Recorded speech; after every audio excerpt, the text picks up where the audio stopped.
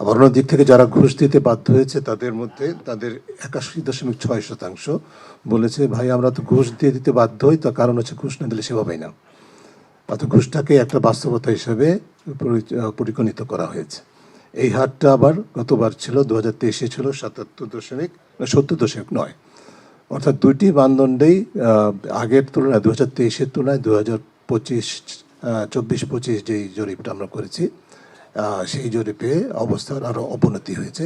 দুর্নীতির ব্যাপকতা গভীরতা বেড়েছে এবং এর ফলে যেটা হয়েছে আপনারা দেখেছেন যে আমাদের প্রতিবেদনে আছে যে দুর্নীতি বা সেবা খাতে দুর্নীতি সার্বিকভাবেই বৈষম্যমূলক।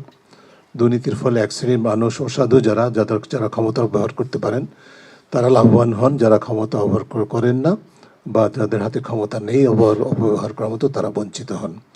এই যে বৈষম্য, এটা যেরকম গ্র্যান্ড করাপশন বা বড় ধরনের দুর্নীতি যেরকম এবং সেটার প্রভাব রাষ্ট্রীয়ভাবে পড়ে, একইভাবে সেবা খাতে সেটার প্রভাব কতটুকু পড়ে সেটা আপনারা দেখেছেন। গ্রামাঞ্চলের মানুষ বেশি দুর্নীতির শিকার, যারা কম সুবিধা যারা নিম্ন আয়ের মানুষ তাদের উপরে দুর্নীতির বোঝা প্রায় 3 গুণ বেশি যারা তুলনামূলকভাবে মধ্যম আয়ের বা উচ্চ আয়ের। সো এটা বৈষম্যমূলক, সেটা খুব পরিষ্কার। আবার বেশ কিছু সেবা খাতে নারীরা তুলনামূলকভাবে বেশি দুর্নীতির শিকার হচ্ছেন, আদিবাসী এবং অন্য সুবিধাবঞ্চিত গোষ্ঠী, তাদের উপরে প্রভাবটা বেশি পড়ছে। অর্থাৎ দুর্নীতির যে ব্যাপকতা গভীরতা সেটা যে আমরা প্রাক্কলন করেছি যে বিশাল অর্থের অপচয় হয়। 12,633 কোটি টাকা হচ্ছে যে ঘুষ লেনদেন হয়েছে, সেটা যেরকম আমাদের জাতীয় বাজেটের 1.58%। এটা যেরকম একটা বিশাল ক্ষতি, তার পাশাপাশি এটি যে যারা তুলনামূলকভাবে দরিদ্র জনগোষ্ঠী বা সুবিধাবঞ্চিত জনগোষ্ঠী তাদের উপরে নেতিবাচক বা গ্রামাঞ্চলে অবস্থান করেন, বসবাস করেন, তাদের উপরে নেতিবাচক প্রভাবটা আরও অনেক বেশি। অর্থাৎ দুর্নীতি প্রতিরোধ করা অপরিহার্য। এক্ষেত্রে আমরা যে সুপারিশগুলো করেছি আপনারা সেগুলো লক্ষ্য করেছেন। 10 দফা সুপারিশ আছে, এর মধ্যে আরও বেশ কিছু সুপারিশের মধ্যে আরও বিস্তারিত কিছু পয়েন্ট আছে, সেগুলোর প্রতি আমরা সংশ্লিষ্ট কর্তৃপক্ষের আপনাদের মাধ্যমে দৃষ্টি আকর্ষণ করতে চাই। শুধু আমি এই পর্যায়ে একটা কথা বলবো যে দুর্নীতি দমন কমিশনের দায়িত্ব বিশেষায়িত প্রতিষ্ঠান হিসাবে আইনের উপর ভিত্তি করে তার দুর্নীতি প্রতিরোধ করবে, নিয়ন্ত্রণ করবে। প্রতিরোধ এবং নিয়ন্ত্রণ দুইটাই করার দায়িত্ব।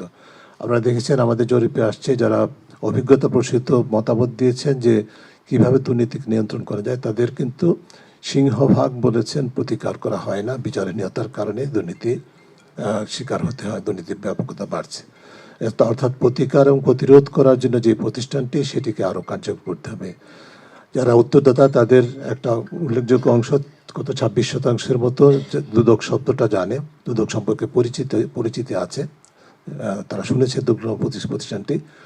কিন্তু যারা দুদকে অভিযোগ করেছেন তাদের হার কিন্তু খুবই নগণ্য, 0.6%। অর্থাৎ দুদকের উপর কিন্তু ওই পর্যায়ে আস্থা তৈরি হয় নাই। এই ধরনের বিষয়গুলো আমরা মনে করি যে সরকার এবং দুদকের জন্য অত্যন্ত গুরুত্বপূর্ণ ইঙ্গিত দেয় যে তাদের এই প্রতিষ্ঠানটিকে কার্যকর করতে হবে এবং প্রতিষ্ঠানের দক্ষতা বাড়াতে হবে, প্রতিষ্ঠানের উপর মানুষের আস্থা সৃষ্টি করতে হবে। শেষ করবো এটা বলে যে এখন এমন পরিস্থিতি আমরা এই প্রতিবেদনটি প্রকাশ করছি যখন দুর্নীতি দমন কমিশন নামে প্রতিষ্ঠানটি বাস্তবে স্থবির, শুধু থেকেও আছে এমন একটা অবস্থা, বা থেকেও নেই এমন একটা অবস্থা। তার কারণ হচ্ছে যে এখানে কমিশন নেই গত প্রায় 4 মাস, 3.5 মাসের বেশি সময়। তা আমরা আজকে আরও একবার আহ্বান জানাবো সরকারের কাছে, এই যে অবস্থা তৈরি করা হয়েছে সেটার দায় তারা নেওয়া উচিত। নিয়ে অনতিবিলম্বে সার্চ কমিটি গঠিত হয়েছে বলে আমরা জানি, সেই সার্চ কমিটির কার্যক্রম শেষ করে দুদককে পুনঃপ্রতিষ্ঠা করা, এমনভাবে নেতৃত্ব দেওয়া যাতে করে এই জরিপে যে বিষয়টি আসছে দুদকের উপরে মানুষের আস্থাহীনতা সেটা কাটিয়ে ওঠা সম্ভব হয়। এমন নিয়োগ যেন না হয় দুদকে যারা দলীয় প্রভাবে প্রভাবান্বিত হয়ে কাজ করবে। আমরা বিশ্বাস করতে পারি না যে বাংলাদেশের কোনো সরকার এই ধরনের প্রতিষ্ঠান নিয়োগের ক্ষেত্রে দলীয় বিবেচনার ঊর্ধ্বে যেতে পারবে। এই সরকার পারবে না, সেটা ইতিমধ্যে দৃষ্টান্ত দিয়েছে। তারা বিভিন্ন গুরুত্বপূর্ণ প্রতিষ্ঠান নিয়োগের ক্ষেত্রে তাই করেছে, তারা বাংলাদেশ ব্যাংক থেকে শুরু করে বিভিন্ন প্রতিষ্ঠানে। কিন্তু দুদকের ক্ষেত্রে বা অন্য যে কোনো প্রতিষ্ঠানের ক্ষেত্রে দলীয় বিবেচনা যদি নিয়োগ হয়ও, তাহলে এমন ব্যক্তিকে নিয়োগ দিতে হবে যার সংশ্লিষ্ট খাতে দক্ষতা অভিজ্ঞতা আছে। বিশেষ করে দুর্নীতি দমন কমিশনের নেতৃত্ব এমন ব্যক্তির হাতে দেওয়া হচ্ছে যার দুর্নীতির বিরুদ্ধে সোচ্চার হওয়ার মতো সৎসাহস আছে। ব্যক্তির পরিচয় অবস্থানের ঊর্ধ্বে থেকে আইনের চোখে সবাই সমান এমন দৃঢ়তার সাথে দায়িত্ব পালন করতে পারবেন এই ধরনের ব্যক্তিকে যেন দুর্নীতি দমন কমিশনে নিয়োগ দেওয়া হয়, আমরা সে বিষয়টি আশা করব সরকারের কাছে, আমরা সেটা পর্যবেক্ষণ করার চেষ্টা করব।